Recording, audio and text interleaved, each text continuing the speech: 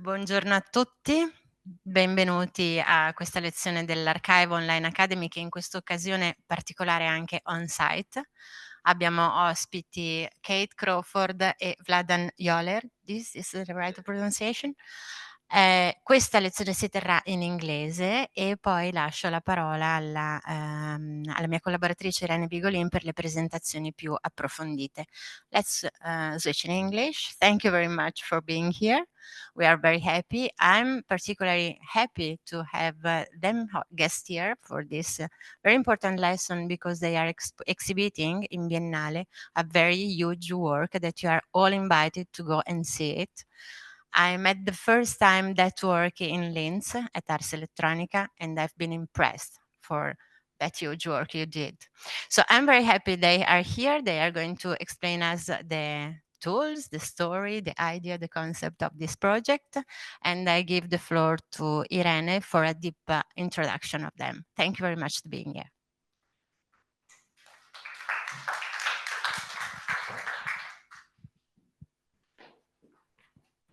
Hello, everybody, and thank you for being here.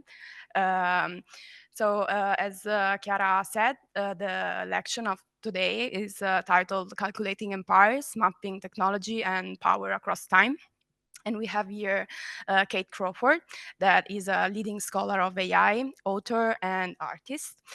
She's a professor at USC, a senior principal researcher at MSR, and was the inaugural visiting chair of AI and Justice at the École Normale Supérieure. Her best-selling book, Atlas of AI, was named Best Book of the Year by the Financial Times, won 3 international prizes, and has been translated into 12 languages. Her artworks are in the permanent collections of MoMA, the Victoria and Albert Museum, the Design Museum, among others. Her latest work with Vladan Joler, Calculating Empires, won the grand prize of the European Commission for Art and Technology at the Bogosian Art Prize, and is included in the Venice Biennale of this year. Time 100 named Crawford as one of the world's most influential people in AI. And we have also here Vladan Joler, that is an academic and researcher and also an artist. He is a professor at the Academy of Art at the University of Novi Sad in Serbia. And in 2018, in a collaboration with Kate Crawford, they created Anatomy of an AI system, a large-scale map and long-form essay investigating the resources required to build and operate an Amazon Echo, which has been shown in more than 100 international exhibitions. His latest work with Crawford, Calculating Empires, has won multiple awards and has been exhibited widely, including at the Venice Biennale, Fondazione Prada in Milan, and the Mori Museum in Tokyo. Thank you again to all for being here today. I want to remember to people interested in receiving a certificate of attendance to just follow the instructions that we have written in the chat. And for people here with us, you can just leave your email and we will send you the certificate later. And so I want to leave you the floor, and thank you again for being here, and enjoy the lesson. Thank you. Hi, everybody. Thank you so much for being patient with a few technological hitches. We'll be doing this over 3 laptops and multiple systems to do one PowerPoint. So it's very complicated, I assure you. I'm really delighted that we are here in person as well as here online. Hello to everybody who's joining us online right now. And thanks again for your patience as well. We're going to do something a little special for you today. So this feels like the right occasion to bring us together, and for Vladan and I to be in the same place. It also feels like a very special delight. It's an honor to be here at Archive during La Biennale. But I want to begin by thanking Chiara for inviting us both to be part of this amazing series. We are both going to give you a talk, each of around sort of 30 minutes, and we're going to share different parts of this project. I'm going to speak essentially about what's happening in artificial intelligence, why we think this historiographic approach is necessary, and why we think sort of mapping these complex planetary architectures is so important right now. And then I'm going to pass to Vladan, who's going to talk about the practices and the processes of the actual work, how we do it, and how we produce these specific types of maps. So my name is Kate Crawford, and my research focuses on the social, political, and environmental aspects of contemporary artificial intelligence and its longer histories. And it feels really appropriate to be talking about history and intelligence here at La Biennale because, of course, the theme this year is intelligence. Artificial, natural, and collective. Of course, my work is focused much more on the artificial intelligence side of things, which is what I'll be speaking to today. But in particular, I want to start with this question of how we might come to understand the role of AI at this point in time in the 21st century. And particularly, if I may say so, coming from the United States, when I think the project of knowledge and research itself is actually under direct threat from our own government. So it's a particularly necessary time to have, I think, conversations around the politics of our systems.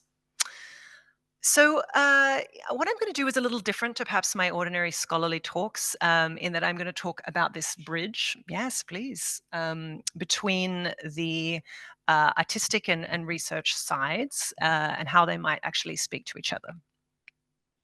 And now we have more technology to play with, apparently. There's something else happening on Zoom. It's very exciting. All working from your side?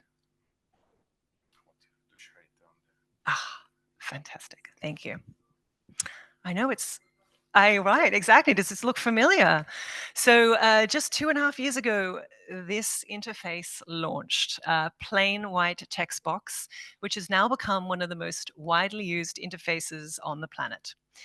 Within months, millions of people started to use this interface to search, to write, to code, to generate images.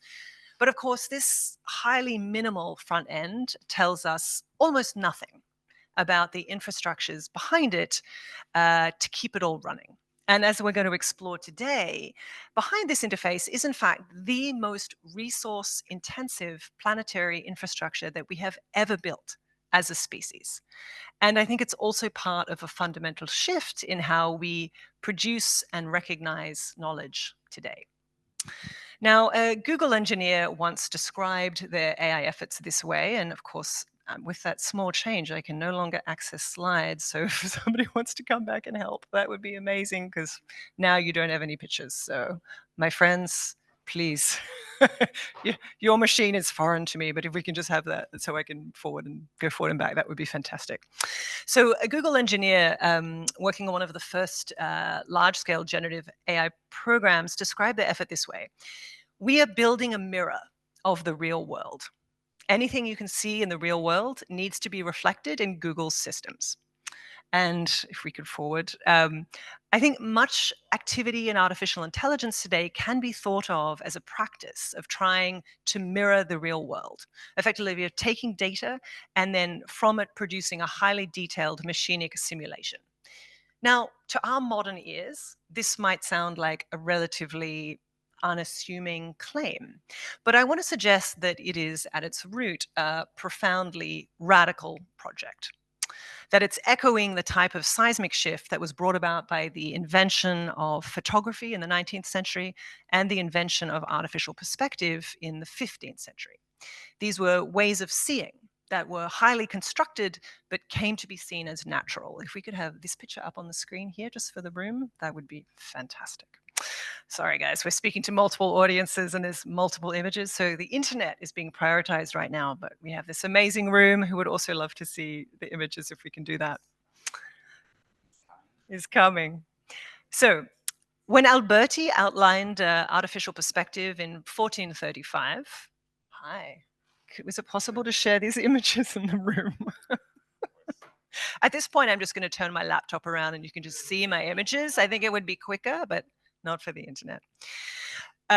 So yes, let's go back to Alberti. So when Alberti first starts writing about artificial perspective, it was really seen as an invention, as a technology for seeing that was at the time completely new. But it becomes gradually accepted across Western Europe as an infallible method of representation, what W.J.T. Mitchell calls a mechanical production of truth about the material and mental worlds. So thank you. And can I just forward using this little arrow? Yeah. Beautiful. Thank you so much. So I want us to think about artificial perspective as an invention that at the same time denied its own artifice by laying claim to being just the way things actually look. But just in the same way that artificial perspective transformed our understanding of vision in ways that are now completely naturalized, so is artificial intelligence altering our relationships between humans and the world. It's in this way that AI is creating a new regime of truth. Now, Paul Virilio, the philosopher of technology, once wrote that when you invent the ship, you also invent the shipwreck, one of our favorites. When you invent the plane, you also invent the plane crash. And when you invent electricity, you invent electrocution. So every technology carries its own form of negativity, which is invented at the same time as technological progress. So we today might frame our question this way. What are the shipwrecks that come with generative AI? So in my research, I've been examining the systemic effects arising from the sort of rapid rise of AI infrastructure. The turn towards massive data sets has also created this enormously resource intensive set of systems. AI is now affecting our environment, our relationships, and our patterns of work. It's changing how we define knowledge itself. So, in some ways, what I'm interested in talking about in my work with Vladan has really been centered on this process of mapping. So we can see both the ship and the shipwreck. So today I want to just talk about three themes, three stories, if you will. One is about epistemology, how AI systems are shaping knowledge, and how data sets are the ground truth of AI. Second, there is a planetary story, how AI is driving this massive resource extraction and having direct impacts on the Earth. And finally, I want to tell you a story about power and empire, how AI is being used by political leaders to centralize power and to challenge democratic institutions and norms. Because in many ways, I think we're right now in a shift that's very reminiscent of the formations of empire in prior centuries. So let's start with chapter 1. We have images synced. This is very exciting. So epistemologies, how knowledge is constructed, validated, and sometimes biased through the construction and design of AI systems. So I've been particularly interested in recent years in the technical architectures of AI, the algorithm layer, the dataset layer, and the infrastructural layer. But what we've been seeing in the last 3 years in particular has been a feeding frenzy. I mean, I've been in this field for a long time. I haven't seen anything like what has happened. It has been an incredible industrial reorganization as tech companies are vying to build the biggest and best generative AI model that they can using vast amounts of human created data. They're scraping the internet, archives, libraries, and government data sets worldwide. So, in just the last 10 years, training sets have gone from being relatively small with some human curation to being massive, indiscriminate dragnets of everything that is digitized, with little or no curation at all. So, how did we get here? Well, I want to take us back to this place, to where the story begins. This is IBM's Computational Speech Recognition Lab in the early 1970s. At this point in the history of AI, expert systems were in fashion, modeling human language understanding when teaching computers grammatical principles and linguistic features seemed like the way to build AI. But then something happened. This lab hires a man called Fred Jelinek, who decided to try something different. Instead of getting computers to understand us, he only wanted them to predict us. Jelinek rejected the focus on human-centered expert knowledge, and he moved towards statistical modeling. So instead of saying a sentence like, the cat sat on the mat, and trying to teach a computer what a cat is, what a mat is, and what sitting is, he said, no. let's just give computers enough data so that they can see that this is a common pattern of words. You don't need to understand what these objects are, just that they appear close together as word tokens. This was the genesis of the statistical turn, as the historian of technology Xiaoqing Li has described in her study of IBM. But what was really interesting is that back then, getting large amounts of natural language data was extremely difficult. So at IBM, they tried technical manuals, they tried children's books, they tried patents, but none of it sounded like human speech. So then they hit this jackpot. There was a major federal antitrust lawsuit against IBM. And that lasted for 13 years, and they called 1,000 witnesses. And that became the text corpus of their work.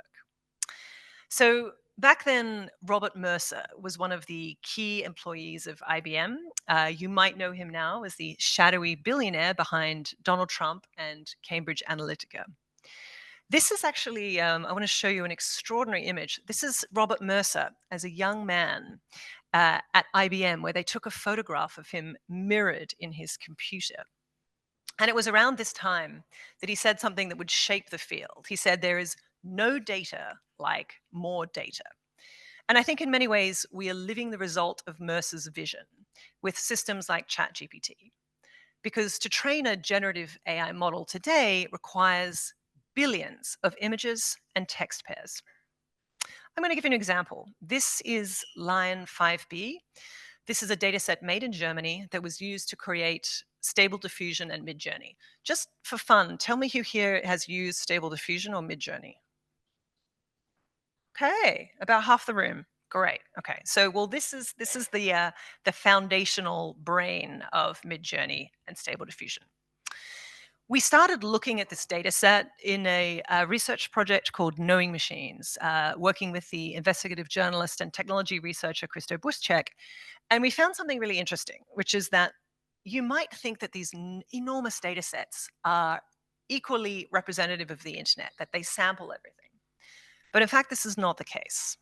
They are prioritizing images from stock image sites like Getty, and also from shopping sites like eBay and Pinterest. So from the very beginning, you're looking at a visual language of commerce.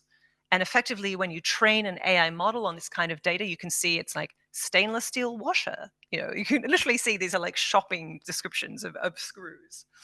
So if you use this, you're effectively seeing like a shopping cart. But the problem now is that all of the publicly available data has been scraped, which means that the data pipelines are starting to run dry. So in the tech field right now, they are trying to use synthetic data, which is to say that you're using AI models to produce data, which you then train more AI models on. And this is where something interesting starts to happen. Researchers are starting to notice that, in fact, the more that you use synthetic data, the worse these models become. They become less accurate, more repetitive, or just completely distorted in their outputs. From paper from Stanford researchers in 2024, they describe these new models as being, and I quote, like mad cow disease, feeding a model its own outputs until it eventually goes crazy. Or in this case, it starts to look like paintings by Francis Bacon. I think this is an example of what is now called model collapse. And so this is why you might have been noticing that GPT-4o Mini is actually worse than the model that came before it. In fact, OpenAI has admitted that it's now producing 48% of its results are hallucinations, which is an extraordinary increase, in fact, double from the previous reasoning model. So if you want to understand the current state of generative AI, I'd suggest that we imagine something like this: an Ouroboros, a serpent that is infinitely eating its own tail, or in this case, infinitely being trained on its own synthetic data. But there's something else going on here as well. As AI models are trained more and more on synthetic data, they begin to lose diversity. They collapse towards the average of what they've already seen. So sharp edges and outliers disappear. You can see this visually, but this is also happening at a statistical level, which means that you're seeing a type of powerful bias amplification, where models are effectively preferencing what is the most common, the most average content, and they erase novelty, minority patterns, and edge cases. So in a strange way, I think, we're starting to see AI revert to a narrow, flattened view of the world. And I think this has far-reaching consequences. Obviously, it means more homogeneous imagery, medical studies that will overlook rare but important conditions, and just generally a more restricted view of the world that we live in. So I think at an epistemological level, we're starting to see AI create knowledge that is increasingly a narrow echo chamber. Just between us, I also think it's somewhat ironic that while AI systems are just quietly erasing diversity, that we're also seeing the same thing happen in the US government. So it's happening at the micro level and at the macro level. So now we've talked a little bit about this epistemological foundation, I want to move to chapter 2, which is ecologies. Because right now we're starting to see the effects of large-scale computation in our atmosphere, in the Earth's crust, and of course in the water table. Because AI is not just a knowledge system, it's also a planetary scale industrial actor. But how do we start to see that? How do we map it? How do we visualize it? So this was a question that brought Vladan and I together at a conference in 2015, 10 years, God, 10-year anniversary. And we met at this conference that was focused on studying voice-enabled AI systems. And we started to think about the Amazon Echo. This is a device that you might recognize as a small voice-activated assistant, not dissimilar to that one.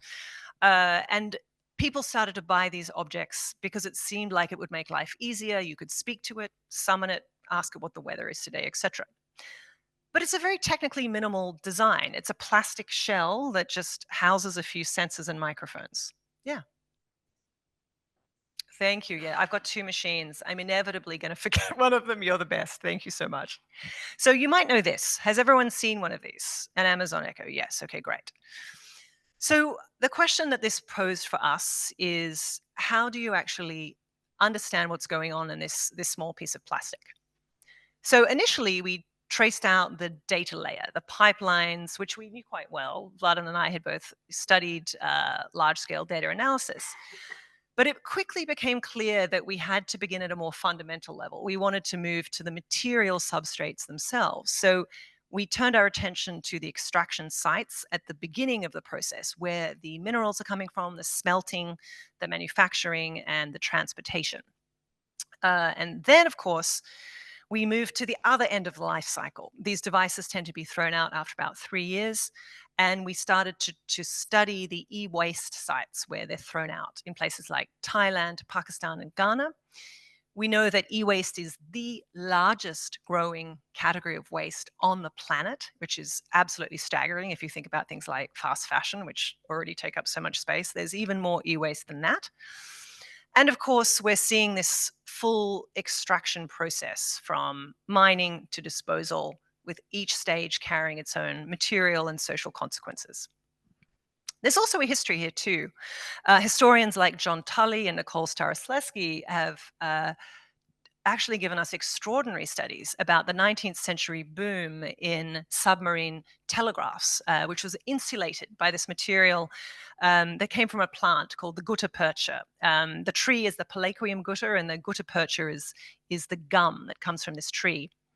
So when Faraday publishes a study in 1948, which showed that this tree sap was a superb insulator for cables, gutta percha became this core component for imperial communication infrastructure.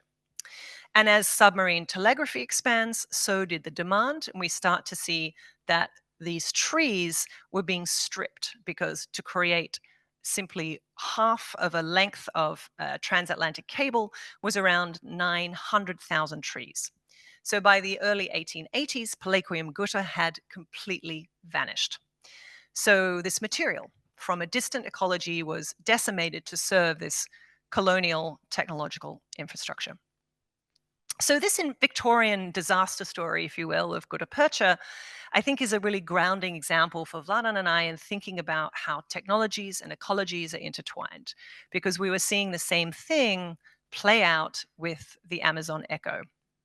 So in tracing this, it became this very large-scale map, which is many meters across, called Anatomy of an AI System. We released this in 2018, and primarily we thought this was going to be like a pedagogical tool. Yeah, this was for teaching. We thought we'll release an essay and a map, and hopefully it will help in the teaching around AI, that we don't just focus on algorithms, but we look at the materiality as well. But then, in a surprise to us, this was completely taken up by the art world. And it was first shown at the V&A Museum, and then subsequently at around 100 exhibitions around the world, including a 3-year installation at MoMA in New York. And I think in doing this work, it taught me a couple of things. One is it completely changed my understanding of AI, not just how I see it as a system, but also how I study it as an academic and as a researcher. But it also taught me something else, which is that there is this really important space between works that are research-based, that are pedagogical, that are offering us different ways of seeing, and that can sit in these art spaces where we can have public conversations, where you can actually move beyond a more traditional lecture mode that we're in now to something that's more immersive.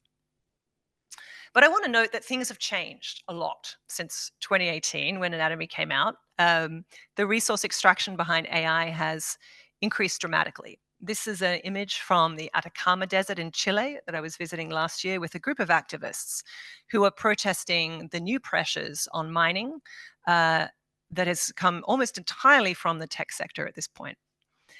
Of course, this stunning desert is now the richest site of lithium in the world, and it's at the heart of an ongoing political struggle. But it's just one of the many stories of what we think of as a planetary Cold War over minerals. Of course, rare earth has been the focus in terms of the export bans from China to the United States. But we're seeing it with copper, we're seeing it with cobalt, we're seeing it, really across the spectrum of minerals that are needed for large-scale computational infrastructure. But if minerals are the backbone, energy is the lifeblood of AI.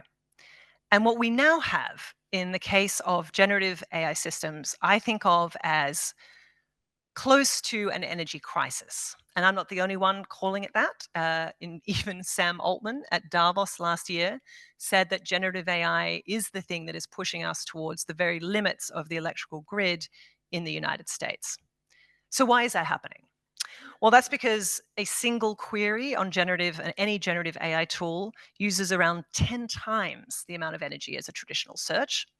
And of course, we know that currently AI systems, specifically generative ones, are using around the same amount of energy as the nation of Japan. By 2034, AI systems are predicted to use as much energy as the nation of India. So imagine these systems using as much energy as the subcontinent. I mean, that is a truly staggering new infrastructure that has been built in just the last 3 years that is being bolted onto the world's electrical grid at a time when we're supposed to be reducing our use. But beyond this issue, of course, is the issue of water, because hyperscale data centers need enormous amounts of water to cool those heat-producing GPUs. This is an image that I took in Oregon. This is Google's data center there. And after a lawsuit, it was revealed that this data center is using about a third of the district's drinking water. That's the water that's actually keeping people alive. And worse, this area of Oregon is in a multi-year drought. So what I want to suggest here is that we return to a classic formulation from the philosophers Hart and Negri, who describe the information economy as being premised on this dual operation of abstraction and extraction. In other words, tech industries are abstracting away the material conditions of production while extracting ever more natural resources from us. But I'm going to add to this equation and suggest that we're actually seeing a 3-part process of abstraction, extraction, and distraction. that our attention is being constantly targeted, particularly with the new AI models that are fine-tuned to track our interests and our passions and our pleasures. And that means it's much harder for us to focus on the big questions that are at stake. Which brings me to our final section on empires. In 2025, of course, the AI field has never had more capital or political influence.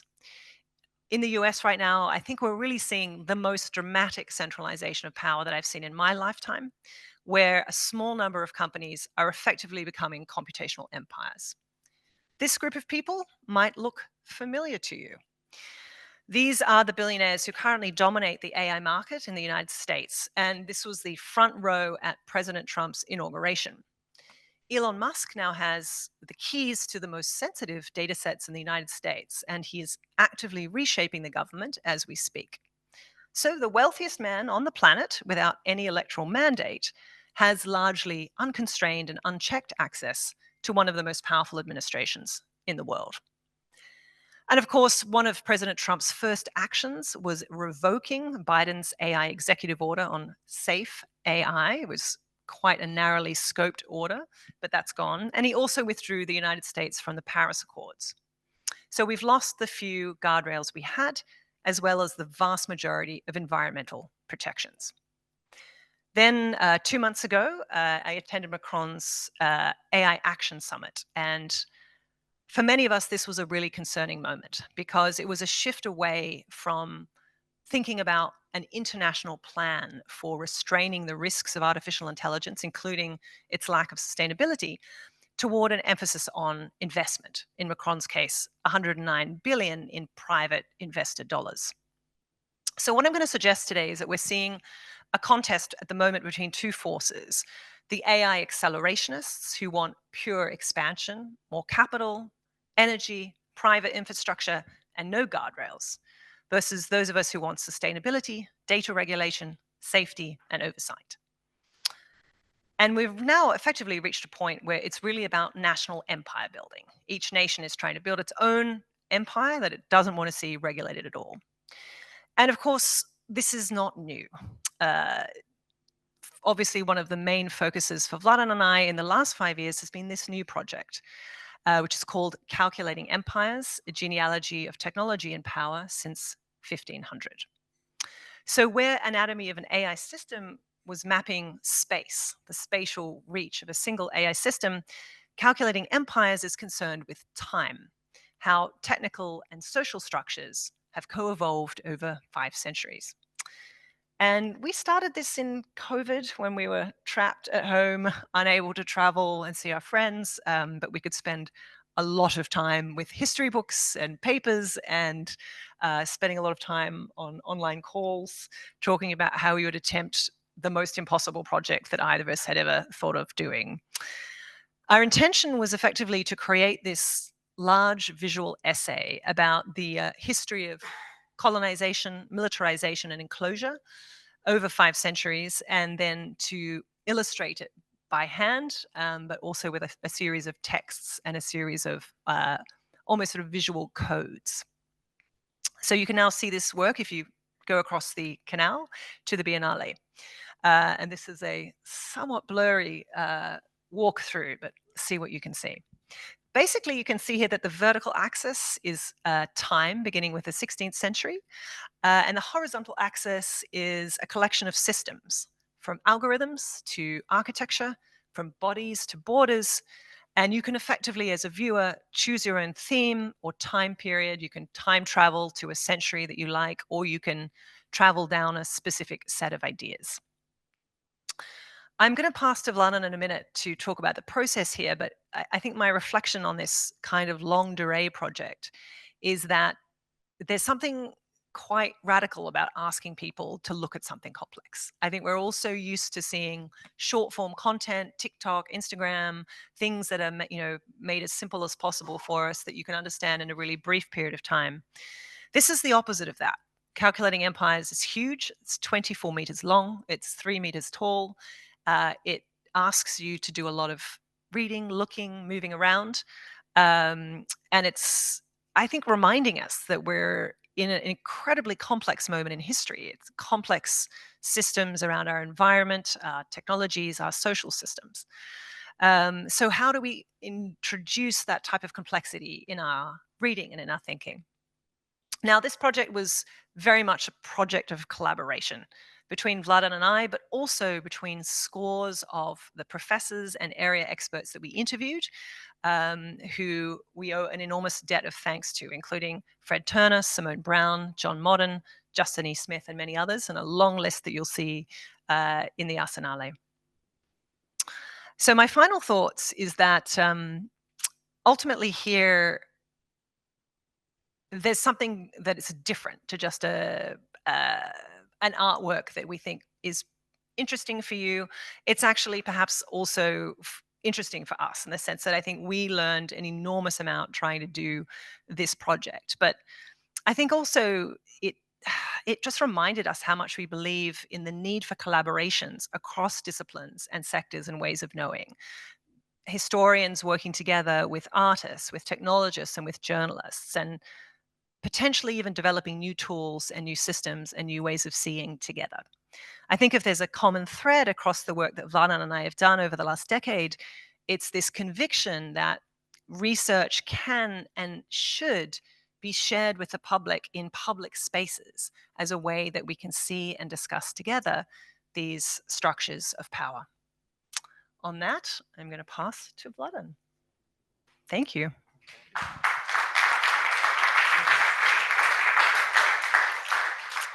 Back we go. Here we go. So, welcome to my really messy desktop.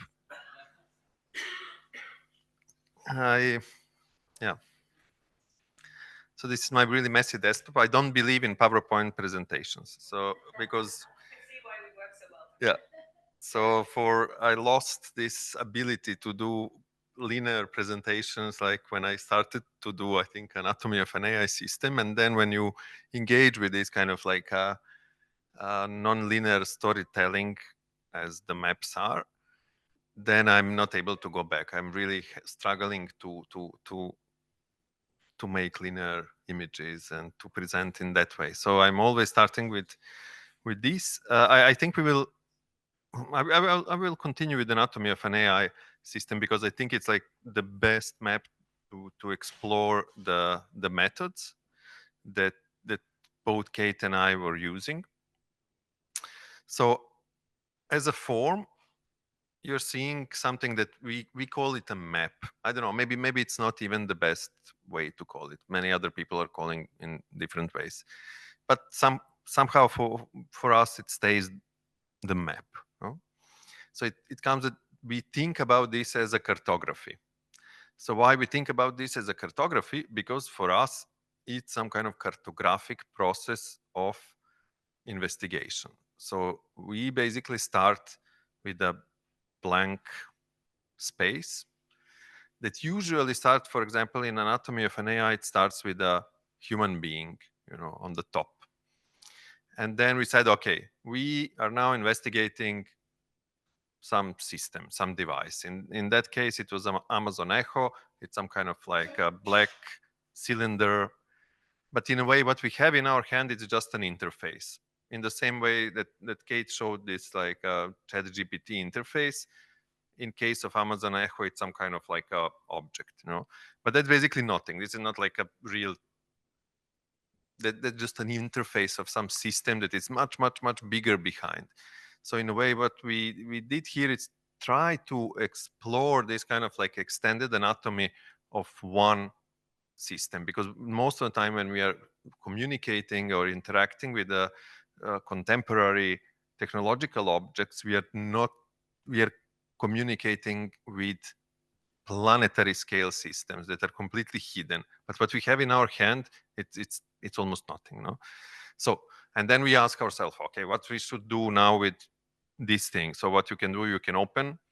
Of course, this is like the first thing to do, is to open to see what is inside, like because now we are on some kind of detective path to understand this invisible system. So you can open and you can see, okay, now I have like 5 different chips or whatever. What is the meaning of this? What those chips are doing? But you can also do something else. You can also break this thing into pieces, and you can grind this into some kind of like a grinder, and then go and bring this to some kind of like a detector of metals or whatever to understand this object that I have in my hand, how it looks like on the molecular level or level of materials. And this is the moment in which you are starting to think, okay, in which direction I want to go now. Am I going to follow now those metals or particles, or I'm going to follow data that is coming out from this device, or I'm maybe going to follow electricity, because this device is also connected to electricity. And this is the path that you can take from one single object. And if you go in one side, you will discover one complexity. If you go in another, you will discover another complexity. If you go in third complexity. So it's a really some kind of like a choose your own adventure investigation that you can do. But here we follow the path of data. So we are now following the data going out from this device, and next thing it's a router. Then we can go inside and try to understand what is the power of this router. Behind the router you have some kind of like a network. So how we can investigate networks. Basically this image is the same image that I used many years ago doing like one of my first maps. Was basically how to learn to understand networks, and I really love this one. It's like huge. And if you zoom in, maybe it will not work now, you enter into another complexity. And this is the world for itself, the internet, the power relations between those dots, the power relation between companies and governments that you can see inside. And so basically you can spend, so in some way, when you do this kind of investigation, you are constantly seeing some kind of fractals of complexity, fractals of different power relations, no? And so step by step, we really try to go and to understand how we can investigate those things. So what you need sometimes is, for example, for understanding networks, you're doing some kind of like I don't know, pinging thousands and thousands of computers. They're bringing you back information. You're assembling the map. You're watching at this map. You're trying to read the map. What is the meaning of the map? What kind of power relations I can find or read from this map? Or you're investigating some kind of these kind of submarine cable maps to try to understand who owns which cables and what is the meaning of that, no? And then you go deeper and deeper behind now this complexity, their data centers. Then you are trying to find a blueprint of the data centers. You're trying to find location of the data center, to trace route the data center, to try to find maybe water consumption of the data center, to try to find like whatever you can find about that object. And then you go further. Now you're entering inside of the data center, no? Okay, not entering physically, but sometimes we would like to do this. And some of our friends are, I don't know, diving with sharks in order to find like the submarine cables. And so there is like a huge art community around like submarine cables, data centers, having tours, trying to sneak in, trying to measure those things on many different ways. But then there is another complexity. Now we are inside of data center, metaphorically. So what's going on inside? Inside you have now some kind of algorithms that you need to understand, or you have some kind of statistical model, some kind of AI systems that you need to investigate. No? So we are now zooming in into that. And for example, this map I did before, it also spent like 2-3 years doing that. It's trying to understand relation between different, inside Facebook, how those like different processes of data collection, data organization, data analysis is happening. No? So this is all like really some kind of, you can go wherever you want with this, but this is reality. At the end, there is some kind of like algorithm deciding why you see something on your screen or don't see something on your screen, no? And it's there, somewhere there hidden, no?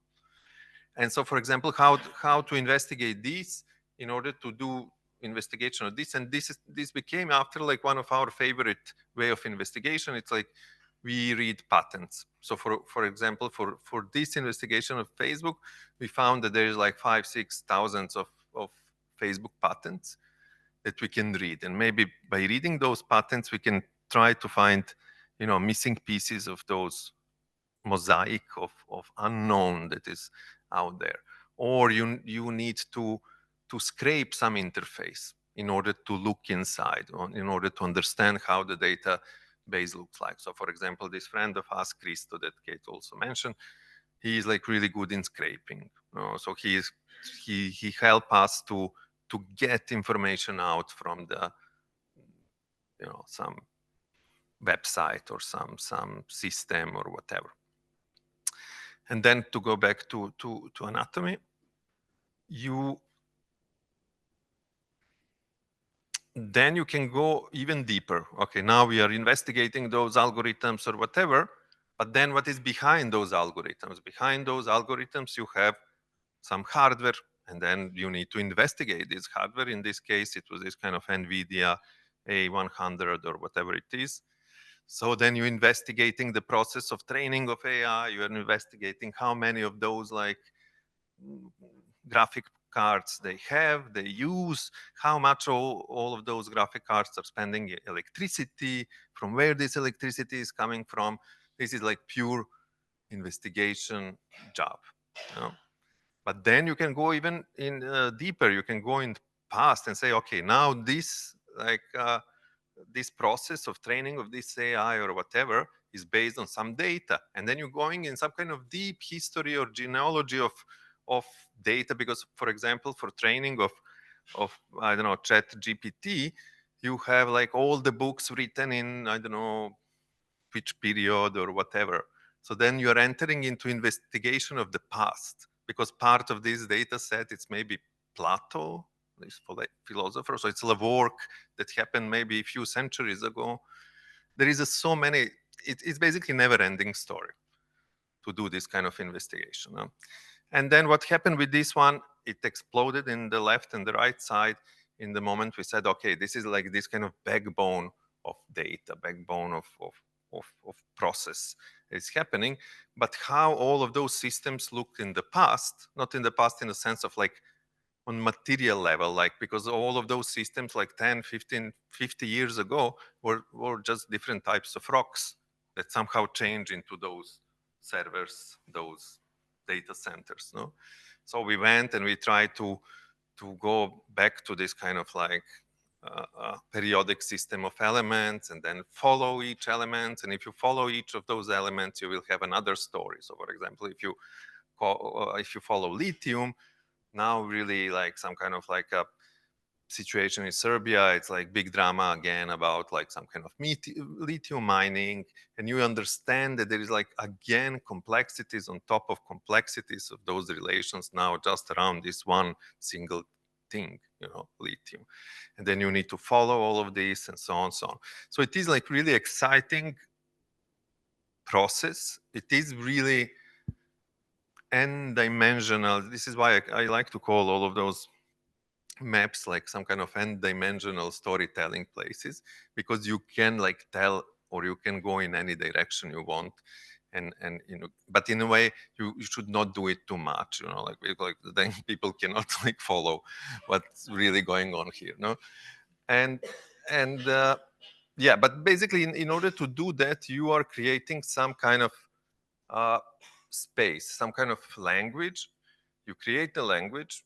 It's a language of the map, the language of the cartography, and then you try to tell a story using that language. So the lines means this, the dot means that, the triangle means that. So for example, we use those triangles to tell a story of transformation from the resource to a product that become again a resource, with the labor become another product, and so on and so on.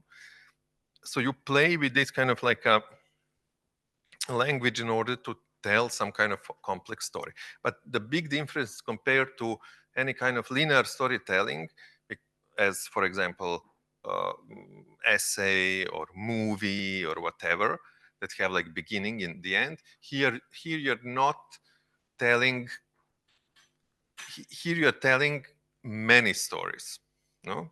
So here you're inside of this map, there is like hundreds and hundreds of different stories that you can, basically it's not even you who is making the story, but the viewer can create a story by itself. So for me, these kind of places, it's more closer to some kind of like computer games, in a sense of like, it's more closer to Zelda, or like, you know, this kind of like open world situation in which you go on the horse and explore this territory of the map. No? So you provide the territory, in a sense, for other people to play with. And then all of these basically went even more crazy, in a sense, when we started to do this calculating empire, that we again said like, okay, here we as Kate explained, we kind of define or draw or show the territory, physical territory of AI, that is some kind of planetary scale system that have its own like tentacles spreading all over the world, extracting data, extracting minerals, materials, or whatever. But so that was a territory, and then we said, okay, why we should not add another dimension? So let's think about like time, you know, like, but in a sense, deep time of like, I don't know, 500 years. And this is how we engage in this like really completely overwhelming cartography to tell these kind of deep histories of AI, because like what we have like today, everything is happening so fast. So there is this kind of acceleration of time, acceleration of fragmentation of space and everything. And we are not able to consume, we think like really shallow histories of technology. No? And here we are presenting something that is like going really 500 years deep story. And the problem also, this story is so big, it also demands a lot of time from you. So this is kind of a radical object, in a sense of like, it really demands a time from you to go there, in this case to Arsenale, and to spend some time and play with it. Again, it's a space that you engage with. So it's a combination of different, let's say, factual information, or like, I mean, this is some kind of like, I don't know, book being published in 1953, okay?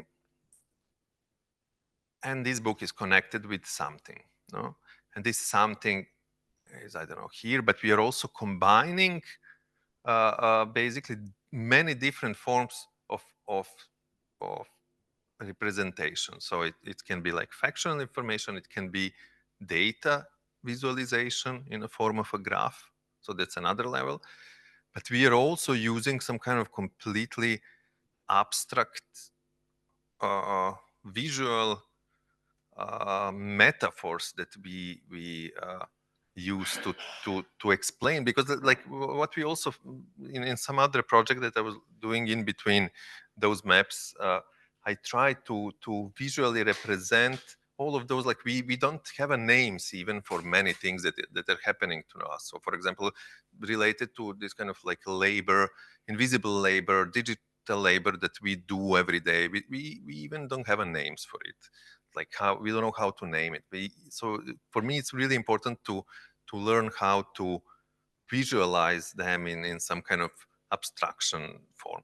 So here you have all the time this kind of play of like something really precise, something really abstract, some kind of relations between things, and most important, like we when we were like telling this story, we were like trying all the time to understand like is there some kind of like, for example, when we draw the triangle, that means those things and those things are forming some kind of links together.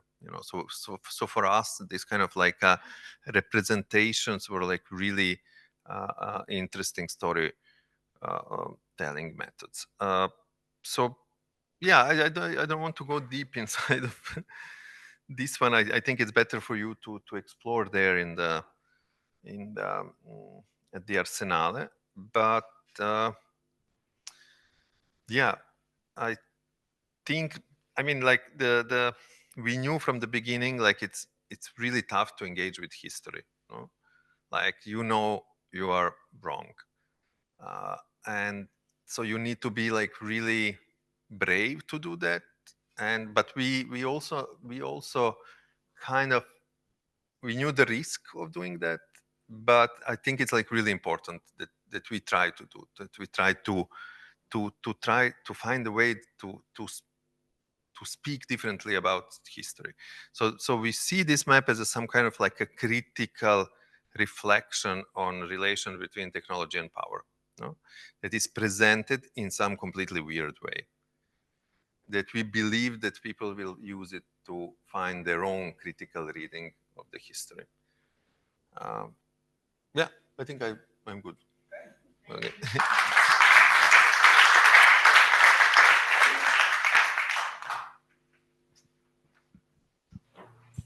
I think now we can move to questions, both from the room and online. Why don't we start with the room? Lucy, so lovely to have you here.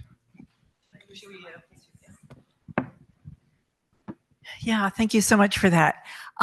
So my question is, I guess, about authorship in a way, and scholarship and storytelling, because having spent a bit of time online with the diagram, one of the things that I appreciate so much about it is that there's no suggestion that it's self-evident. It's not. It's almost like an index.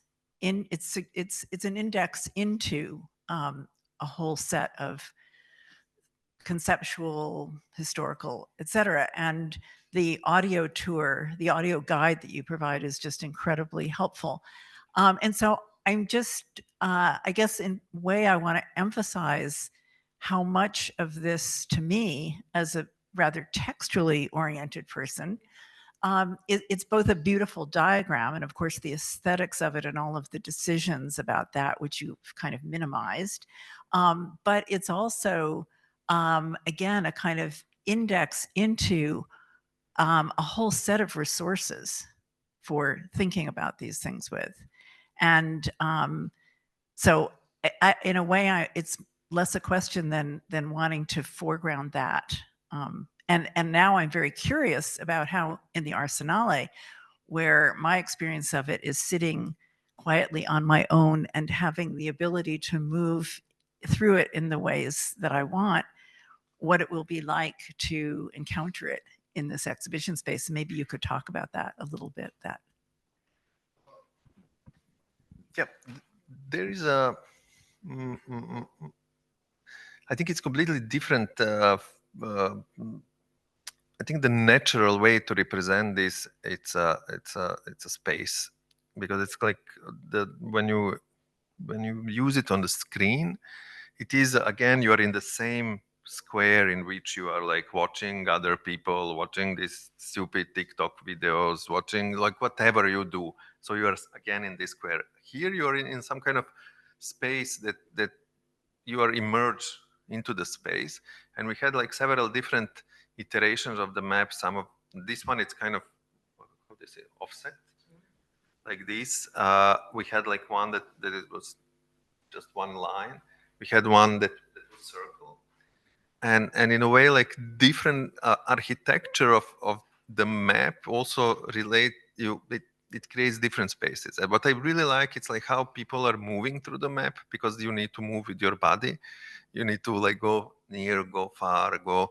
So it's a really interesting. And I also think like people have a different. I mean, you can really if you look at the people, like you can watching the map, you can really make some kind of conclusion what they do in their lives and which part of the map they are interested in, and I think it's really interesting. So, but in a way, it is like really super rigid space. I mean, we choose.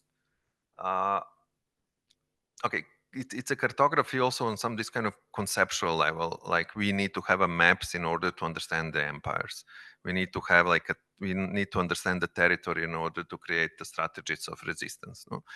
And so they are the maps, they are the blueprints of this kind of thing. But it's true. Like for example, if this map was like if we kept all the links to all the papers, all the books that we read, all the images we saw, if we keep all of those links inside of that map, it will be completely something else. And it will be some kind of database. But in a way, now it's not. Now it's completely. So there is something, let's say, old school and something like really vintage in a way how this object works. And people like also like we have like a book that goes usually with it that is like really big, and then people can write inside their comments and they can interact with the map, because like every map it's wrong, you know, it comes from our position, our bias of the people who made it. So we are letting them to interact with it, and then we are taking some pieces and including in the map and so on. So we are trying to play with these kind of like possibilities that exist. But I really love that it's a map. I really love. People say it can be 3D, whatever. It can be virtual space, VR. It can be a movie. It can be whatever. But I found it like really exciting that it's not. I love this question, Lucy. I'll just add that I had a delightful experience today in the Arsenale during the preview when I was there, and someone came up and was like, "My paper is on the map." And I was like, "Really?" It's like, "Yes."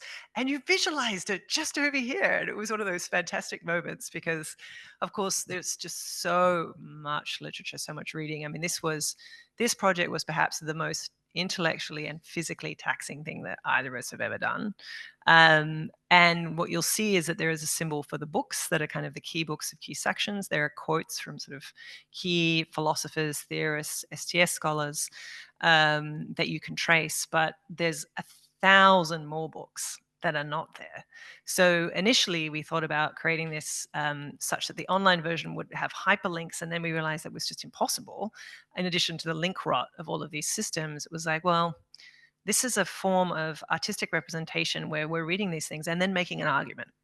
So this isn't a database that's neutral. It's not a literature review, and it's not even a synthesis. It's a very clear visual argument about this relationship between technology and power that is almost impossible to do. And I say that as a person who writes books, actually loves writing books.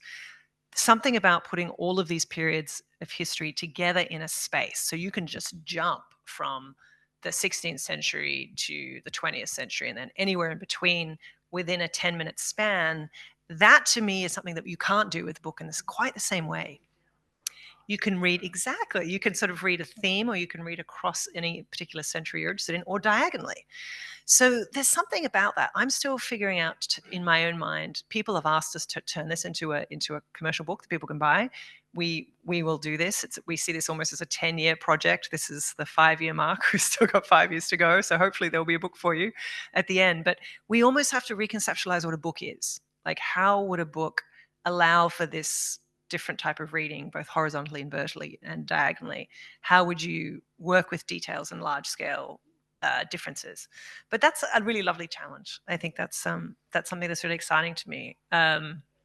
The only thing I would also say is what I like about this as a space is that you can watch other people reading. A book is a very individual experience. It's just you and the book. But I get to watch how people read. I get to see, oh, you're really interested in that bit. As Vladan says, it's like, you know how people think. And then conversations happen. So in the Arsenale this morning, people were like, hey, did you know about this? I didn't realize. And so people who were seeing it for the first time were having conversations with strangers that they've not had about the politics of AI now, or the politics of AI then, or the politics of, what's happened in that period. And to me, that was also part of what this does about putting it in that sort of public space. It's a great question. Thank you. Who else is next? Yeah, please put up your hand. Be brave. Yeah, up the back. And for people online, please jump in and we'll get to you later. Just a quick question, and thanks for the presentation. Why did you pick the 1500s to start from there? And also, you want me to start this one? Okay. And what was and just thinking about things like Wikipedia, that work in a kind of similar way in terms of like creating a huge database of knowledge that works through hyperlinks. How do you kind of sit this work in relation to that? Yeah, opinionated Wikipedia.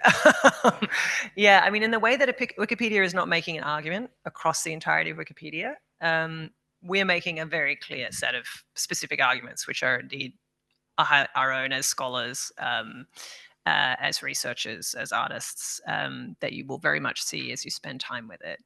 But I think you're asking this really hard question, and I'm going to give you the physical reason that we got there, which is ultimately we started doing this work really kind of looking at a century. We started at a century, and it was a lot. But then we realized it's really not enough, that a lot of the forces that we were looking at go further back. And so we kept expanding back and back. And honestly, you could keep going back. But there's a couple of reasons why we settled on what is happening around 1500, give or take 50 years either way. There's three things that are really important. One is the emergence of, depending which scholars you believe, but certainly the ones I believe, the emergence of global capitalism in its kind of early forms. So thinking about particular types of mercantile capital. Secondly, the emergence of long-range shipping. And here, being at the Venice Arsenale, it's very special to us because, of course, you know, the Venice Arsenale is on the map.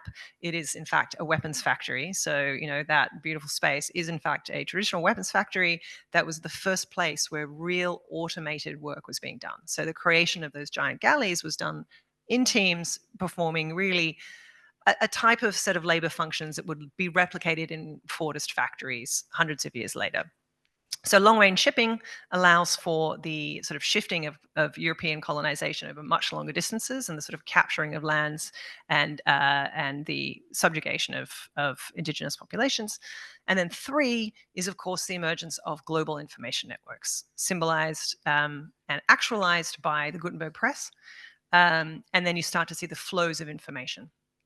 So those three things happen within this period. So if you think we're living in an extraordinary period now, imagine if you're living in 1500. Like that's a very interesting time to be alive.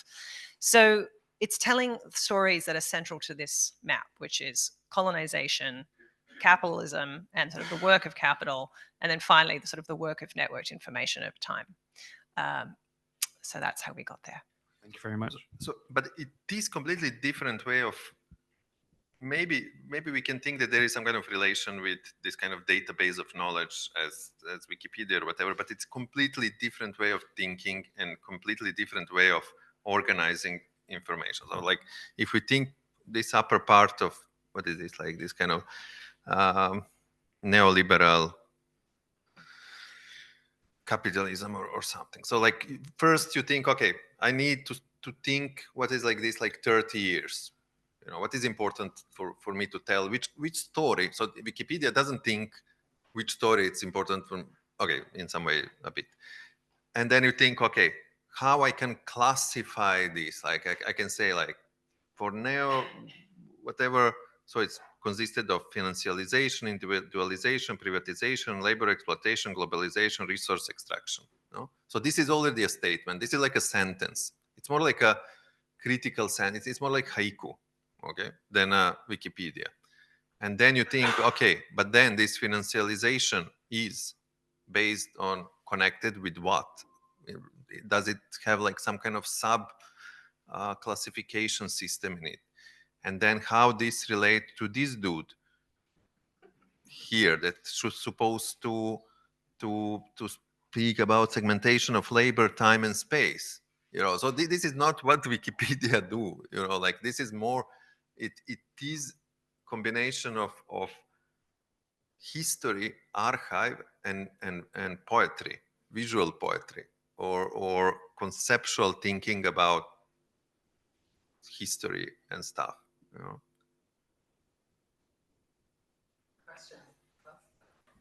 the second part of that question, that was the same that I wanted to ask. Yeah, it was, and another little part that it is, you arrived since to 2025, and what's next?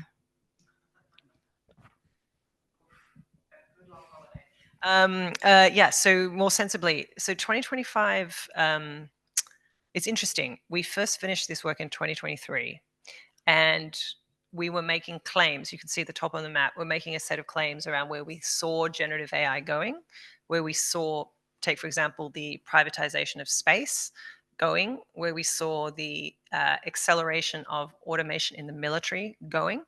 And we could see that these stories had a, we could see the beginnings of things that were going to be arcing over the next 2 years, but we didn't want to make any claims beyond that.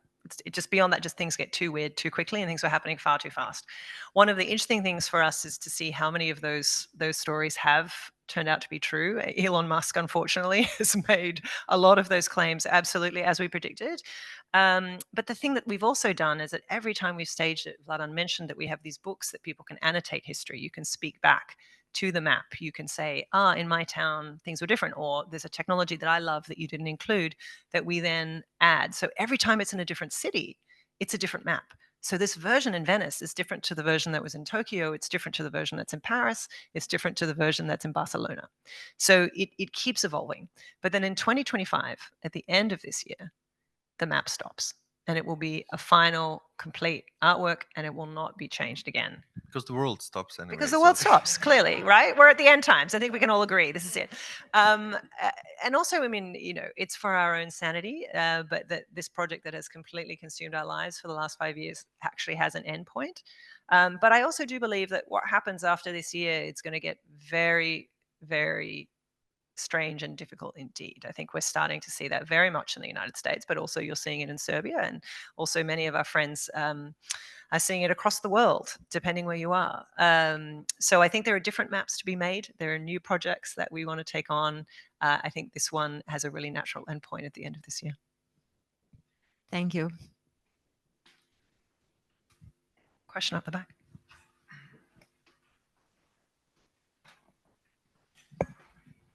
Hi, thank you very much for the explanation. I would like to know, how did you choose the topics of the various columns? Which is the idea underlying? And my question is, are these topics which are relevant to us today, since you're looking from a perspective of 500 years? Or there some other topics that maybe were relevant if you were making this map, I don't know, 200 years ago? And yeah, I would like to know what is the logic behind the topics. So half of the map, like the one about like computation and communication, that one was like almost clear from the beginning, because it kind of reminds on the backbone of anatomy of an AI. So it goes like from communication device, where the data is being created and collected, then it goes into infrastructure, from infrastructure into data organization, from data organization into algorithms that are organizing data, and at the end into hardware. So that was like easy. The other one is and if you see the both map there, you will see that they are even a bit different in a way how they're structured. The first one, it's more like interconnected and loose. And then the problem of the second one, it's like, so the first irony of this map is like it's critique of the classification system, but itself it's also a classification system. No? So we needed to create some kind of like, once we decided that the vertical axis it's time, then you need somehow to organize horizontal axis through different topics. And this is like this kind of like, because both of us are really into this kind of critical investigation of classification system, we know it's like, well, like it's just crazy. Once you start to classify, you are hurting something, you are cutting something, you are like separating things into categories. But here we had this kind of idea of, okay, let's start with maybe this kind of Foucauldian understanding of power, like schools, education, borders, police, so on. And then we switched into more like forms of classification, because this map is a mix in between systems of classification and systems of control. And then we went more into from human bodies, control of human bodies, into political system to nature. And then we have like classification of earth, animals, plants, species, and then at the end we have a military. Maybe it's not, and it's always like, however you do classification, you became a slave of the same classification, because then you all the time need to think, is this belong here or here? So this is like constantly, but it's your own system that you create, and then you struggle with the same system forever. It's yeah. I love the way you Not put that. easy. It's a struggle. And for people who'd spent so much time in the literature around classification, and, I mean, Lucy, your work here too, as well as, friends like, Jeffrey Bowker, many others, have been a big influence on us. So it was almost like we were in some ways doing a commentary on the forms of classification that have been used to think about social power. So Foucault is obviously a key thinker here, as is Braudel.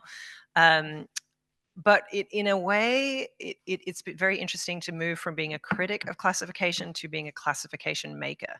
It's something where, like any type of counter cartography, we see almost these as counter classifications. There are some lines that we decided not to draw that are dispersed throughout. For example, you'd say, why not have a line for law? For legal systems, that could be its own line. But of course, the law threads throughout everything, through how we understand education, how we've understood mining, how we've understood borders. So instead, what we came up with a visual code. So there's a symbol that you see that represents key kind of legal decisions that were made over 500 years that shaped particular kinds of thinking. So some forms are actually, you won't even see as categories along the top, because they're woven throughout. There are many systems like that. So it's actually been a really interesting process to almost come up with a form of classification and then to undercut your own classificatory logic in the map itself. You think it's not possible to make a map like this one without choosing an a priori classification and making the classification somehow emerge from the map? But this is also problem of I mean, maybe it's possible, but the problem of cartography, again, in this, so the language of cartography, it's also classification system, no? So once you have like 2 dots and 1 line in between, then the question is like, what is the meaning of that line? What is the function of that line? Does it have an arrow or not? Is it like 2-directional or not? Is this ball bigger than the another one, and is that some kind of meaning?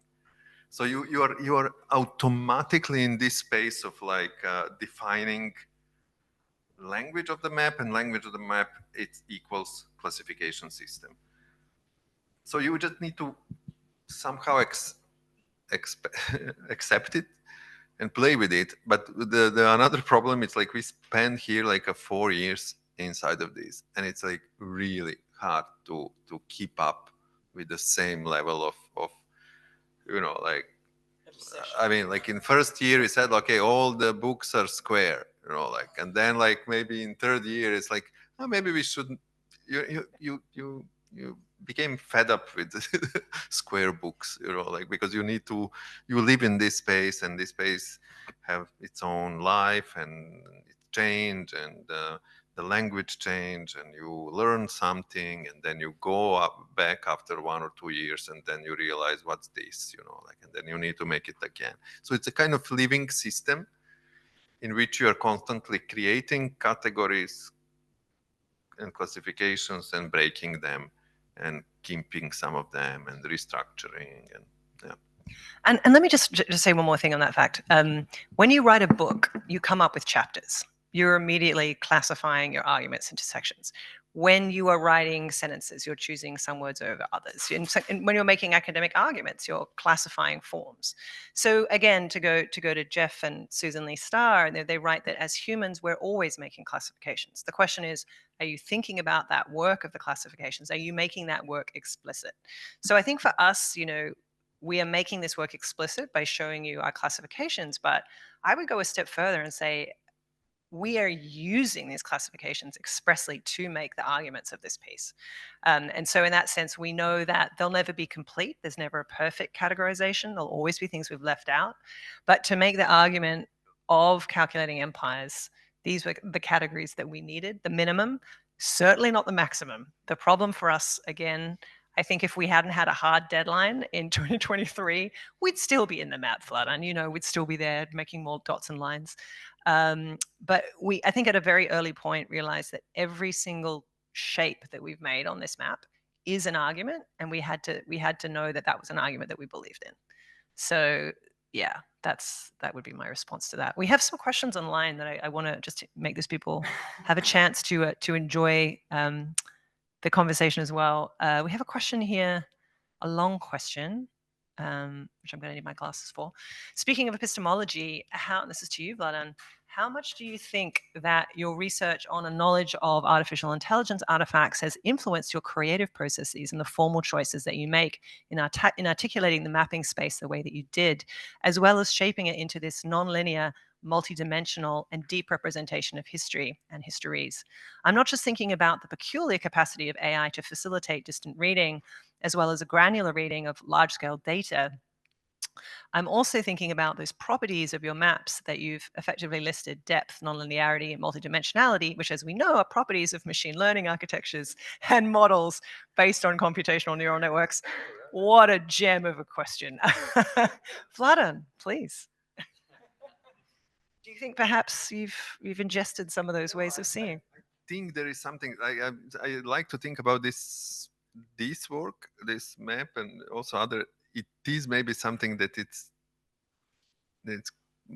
still like a primarily human capacity to do, like to do this kind of like crazy hyper abstract relations and correlations and whatever. I don't think that AI will be able to do this, like, in a sense. Okay, it can maybe like create some kind of like but I mean, like, you really need to engage with some kind of like a higher level of abstraction and craziness and creativity in order to do this kind of representation. So I love this question. It's you're absolutely right that there are sort of these features of multidimensionality, nonlinearity, etc., that are related to neural nets. But I would also say that's related to philosophy. It's related to art. It's related to a lot of human practices. In some ways, Vladan and I have a joke that this might be the last piece of writing and imagery that doesn't use generative AI, because the whole thing was produced really before the kind of mass release of GPT and image generators. And it could be this very weird historical artifact that was, human made before anybody else would say, this is the time you'd want to use AI to make something like this less painful to do and less time consuming. But yes, I think it's a lovely question. And I'm now going to turn to the room for perhaps one more, and then we can say that we're at time. Yes, please. Two questions. Wonderful. Can we just have the microphone up here? Thanks for the presentation. So like maybe in this topic of categorization, so categorization of knowledge, classification of knowledge is like, I think if we quote, I think you touched a little bit, but he also talked about resemblance, like how this thing is, people, for example, looking at the star, people really not looking at the star by itself. They're kind of like projecting their idea of how the star should be looked like in a way. So it's not really categorization. But then machines like really, really good at classifying. They're trained by this like a bunch of feed of data, and they can specify this is a banana or this is a dog, whatever. But then I think there's also this like another vector this machine learning can potentially be used is, I think you also mentioned sometimes that poetry, like things that has like a vague association. It's not really fully categorical, like solid line of this should be this. But if we could tap into kind of latent space of how these categorization was before, the step before how this categorization is made, maybe we could potentially like use this vague representation of how they look at the world in the world we're living. So how do you think about this sort of like resemblance or some ambiguity that machine cannot really have now? But because like all the chat GPT or whatever, people try to get this most accurate information possible. But for the poetry, for the poets or for maybe artists, they don't need that precision, or they don't need this like particular accuracy. So I'm kind of interested in this. So like another use of generative model, like large language model, not really for scientific or perfect like a representation of the world, but then like an alternative world that human can potentially create as a piece of artwork. Do you have any sort of ideas or like insights on machine that constantly making mistakes?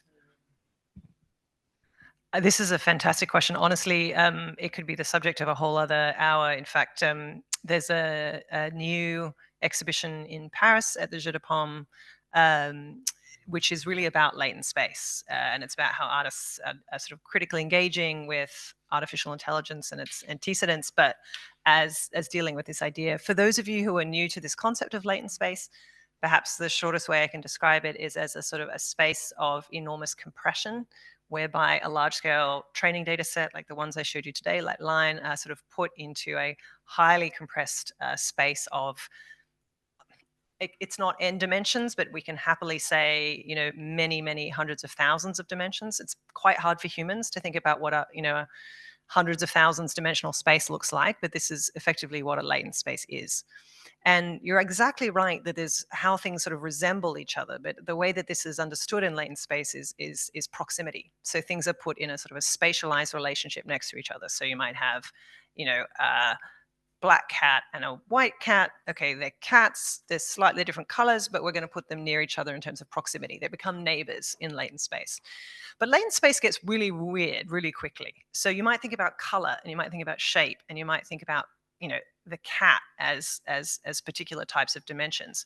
But once you start getting to the 25,000th dimension, we're talking about well beyond things like film grain or texture. We're talking about almost the way that it's been described by many computer scientists is almost kind of like fictions. Like the latent space is categorizing things that we can't even imagine. They're not sort of human forms of knowledge. They're these sort of fictional concepts. And I actually think in some ways that's really interesting until you start looking at those sort of layers of latent space. And in the end, what we see is much more around loss, sort of a loss of detail, a loss of nuance, a loss of diversity, a loss of variety. And so I think sometimes there's a tendency to romanticize latent space as this sort of new space of critical energy and sort of generativity, when in actual fact, it's what happens if you strip all of the detail out of images and texts and strip out the context and then shove them into a giant compressor. I don't know if did you ever see that ad that Apple produced where they showed all of the world's creative objects being compressed in a giant compressor? I'm like, guys, you just gave the whole game away. Like, it's so literal. But I often think of as latent space as being a little like that. That doesn't mean it's not interesting. It's still super interesting to me. And I think part of what I'm interested in doing in the next couple of years is actually starting to analyze latent space. Like, how do we get into latent space? How would you have a map of latent space? That's a really hard question. I don't even know if it's technically possible or visually possible, but getting to some sort of understanding of this space whereby so much of contemporary culture is being produced by latent space.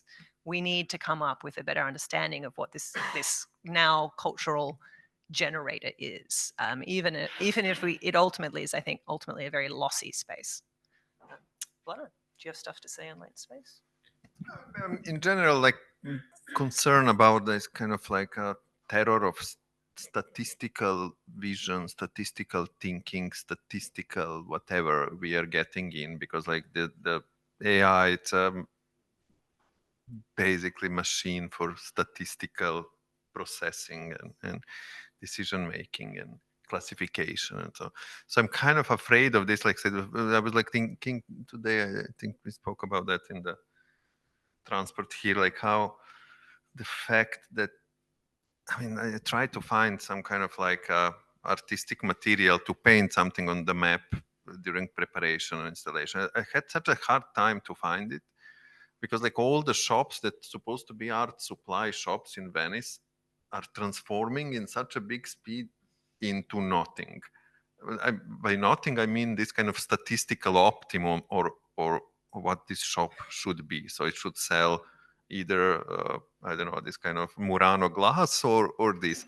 So everything is going toward this kind of statistical optimum of what sells in this space, and it cannot, nothing else can grow. And I think like AI statistical spaces are exactly that. Everything will go toward this kind of like a statistical totalitarian system, in which, like, you know, if you think about this Gaussian curve, you know, it's this middle thing, you know, go, okay, but what happened with these anomalies on the side? What we are going to do there? Like most of the time, we are those anomalies that are going to be destroyed in the process. And so it kind of think about those systems as a totalitarian populist systems, because they favor statistical medium, and that's like populism, you know, like. So I'm afraid of like what will come there. In art, I don't care, like it's going to be fun, and art will do and be critical. But you know, like applying those systems to masses, to information spaces, to politics, to this is like really scary, I think. And I'll just do a quick shout out to another work in the Biennale this year, in the Arsenale, by Laura Kurgan. She looks exactly at the algorithms that have been used by AI military systems, such as the one known as Lavender, that was being recently used in the Israel-Gaza conflict. And she spatializes exactly what happens to outliers in sort of large-scale dimensional space, whereby any type of, you know, outlier activity is immediately seen as an anomaly and therefore a target. It's almost like the reverse of generative AI. So in a targeting system, any anomaly makes you immediately a point of interest in the focus of the system, whereby in sort of a generative system, it's like the anomalies get washed out. And this is why we're moving, you know, the reason I mentioned model collapse is I think it's really interesting that we're starting to see AI systems degenerate in front of our eyes because of this reversion to the mean, this kind of standardization, which is actually meaning they're becoming goop. They're becoming this kind of like goopy images, you know, incoherent texts, you know, that sort of AI slop that we're starting to see everywhere. That is the result of that sort of, you know, generative reversion to the average, which I think is a deep problem. And the final question of the day to you. Well, first of all, I mean, thank you for a fabulous presentation, and also for what is obviously a tour de force in terms of deep forensics into just an enormous scope, and also this visualization of making that rendered in a way that people, that can draw people in, and if they've got the time and the patience, they can learn a lot. And so I'm really looking forward to both seeing the installation and also looking at it online, because I'm not 9 feet high and I don't like bending over anymore. But so there's a lot there that I'm just really terribly impressed by and looking forward to. But just judging from what we've seen here, and also I was familiar with the AI, the Atlas of AI, and so had, which has a similar kind of aesthetic. Standing back and sort of blurring your eyes, or if those captions were not in a language you could understand or something, what is is there a story that emerges from that? And from my naive, at this point, position, it's about how complex this whole thing is. I mean, you've mentioned that many times. And also how amazing it is actually, in some sense, working, that the Amazon Echo can pull together these disparate resources in a way that actually produces a quick answer, like in real time, and that you know, at least if you don't get too far, it's actually quite useful. Like it turns the light on, or, you know, plays a piece of music, or tells you what the temperature is, or, you know, whatever. So I'm wondering, just thinking ahead, and I think it's appropriate that you've put a line under this particular version. So I'm wondering whether in another project, if you share my concern, and it sounds like you do, that one of our projects, I think, is to very actively resist this juggernaut of AI that is consuming our resources and that is selling basically a false vision of the future that's consuming our attention and our resources, political capital, whatever, and to slow that down so that we can spend some time thinking about it, but come up with a question of, or some sort of action about how do you resist that? How do you call it out? And you started with the Virilio quote about planes and air and ships and how they create their accidents. I think the problem with AI is much more than they're just AI wrecks, but that it is a flawed project in its own terms. When ships were introduced, they obviously were very useful, and they weren't made as claims, as universal claims.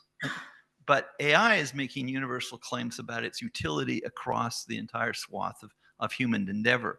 And that is ridiculous. And so I'm just wondering, if you were to think about visualizing that through further, you know, investigation, what might that look like so that that message somehow comes through clearly? But I mean, it's calling you to think on your feet about something that you're... Anyway.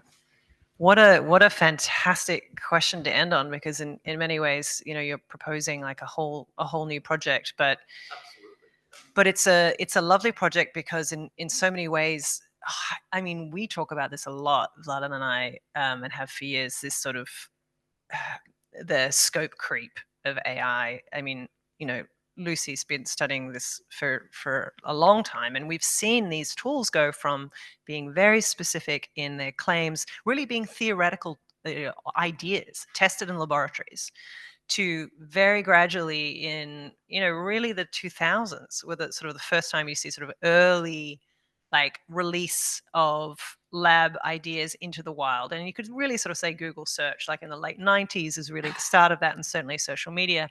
But in the last 3 years, the massive release of truly experimental, in some cases, very minimally tested systems with enormous claims attached to them. Like, this will revolutionize education. This will revolutionize healthcare.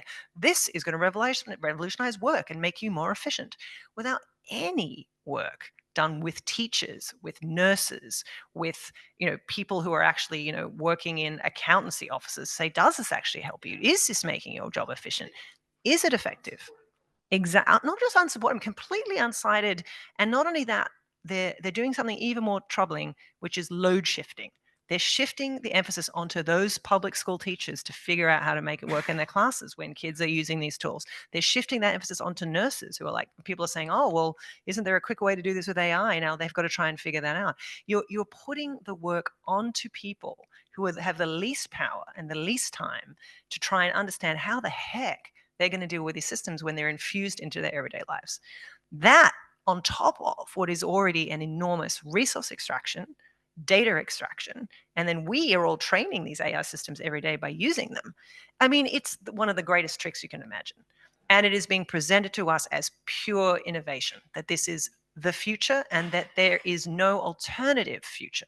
That's the other part that I find perhaps the most shocking, is that people aren't immediately saying, well, no, that's your future. That's the future for like this group of Silicon Valley guys who want that. Okay, sure. But we have a different future over here. And how do we make those conversations louder? But you're absolutely right that perhaps one of the big jobs that remains to be done is that the field has fractured into individuals saying, well, this is a problem in healthcare. Look what's happening. We're actually seeing major issues with these systems. And this is a problem in education. But we're not seeing that view that draws it together and says, this is a very powerful shifting of ground and a claim of technological inevitability which does not deserve to be so. But this is an amazing project. Perhaps you can stay later and explain to us how to do that. But perhaps it's almost as horrifyingly difficult and impossible as this one. Can I just say a giant thank you to Chiara, to everybody here. This was a wonderful set of conversations, both online and here in person. And to be here in Venice is such a delight. So thank you. I'm going to pass to Vladan for his final words, and then we can have a beverage. Thank you.